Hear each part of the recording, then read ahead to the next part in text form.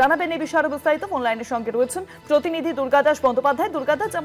যেমনটা মনে করা হচ্ছিল যে ভবানীপুর আসনটি নিজের ঝুলিতে রাখবেন এবং নন্দীগ্রাম আসনটি ছেড়ে দেবেন মুখ্যমন্ত্রী শুভেন্দু অধিকারী, আজ আমরা দেখলাম যে স্পিকারের কাছে পদত্যাগ পত্র দিয়েছেন নন্দীগ্রাম আসন ছাড়ার শুভেন্দু অধিকারী। দেখো, এই জল্পনা শুধু নয়, যে এই বিষয়টা আমরা আগেই জানিয়েছি যে একই ব্যক্তি দুটি কেন্দ্র থেকে জয়লাভ করলেও কিন্তু শেষ পর্যন্ত দুটি কেন্দ্রের বিধায়ক হিসাবে তিনি শপথ গ্রহণ করতে পারেন না। তাই বিধানসভায় যেদিন প্রোটেম স্পিকারকে সামনে রেখে শপথ গ্রহণের অনুষ্ঠান হয়েছিল, সেদিনই এটা পরিষ্কার হয়ে গিয়েছিল যে বিধায়ক হিসাবে রাজ্যের মুখ্যমন্ত্রী পদে আসীন শুভেন্দু অধিকারী একদিকে যেমন নন্দীগ্রাম থেকে জয়লাভ করেছিলেন, অন্যদিকে মমতা বন্দ্যোপাধ্যায়কে পরাজিত করে তিনি এই মানে কলকাতা থেকে যে জয়লাভ করেছিলেন, তিনি সেই জায়গাতে দাঁড়িয়ে সেদিনই তিনি জানিয়ে দিয়েছিলেন এবং আজকে আনুষ্ঠানিকভাবে, অর্থাৎ সংবিধানকে মেনে, নিয়ম নীতিকে মেনে ভবানীপুর কেন্দ্রে নিজে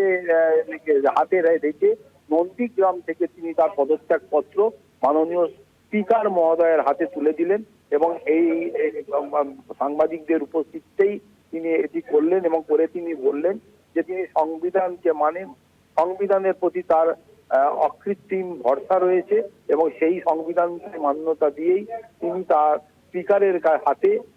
পদত্যাগ পত্র তুলে দিলেন এবং তিনি এটাও তার বক্তব্যে স্পষ্ট করে দিয়েছে যে নন্দীগ্রামই তাকে চিনিয়েছিল, শুভেন্দু অধিকারী হতে সাহায্য করেছিল, সেখানেই তিনি প্রথম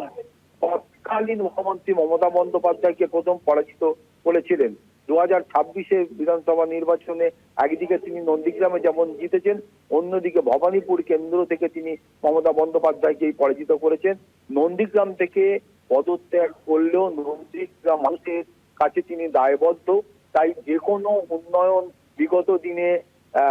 মমতা বন্দ্যোপাধ্যায় পরাজিত হওয়ার পর তার সরকার জলের লাইন কেটে দেওয়া, পাইপ বসতে না দেওয়া, সেখানের উন্নয়নকে স্তব্ধ করে দেওয়া, মানুষকে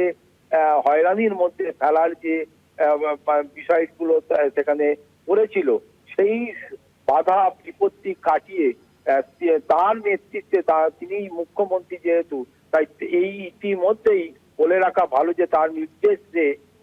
নন্দীগ্রামের উন্নয়নের কাজ চলছে, পাইপ বসানোর কাজও শুরু হতে চলেছে, জলের পাইপলাইন থেকে শুরু করে রাস্তাঘাটের উন্নয়ন থেকে শুরু করে নন্দীগ্রাম প্রতি মুহূর্তে ভালো থাকার স্বার্থে যা যা কিছু করণীয় মুখ্যমন্ত্রী হিসাবে শুভেন্দু অধিকারী নন্দীগ্রামবাসীকে হাতিয়ার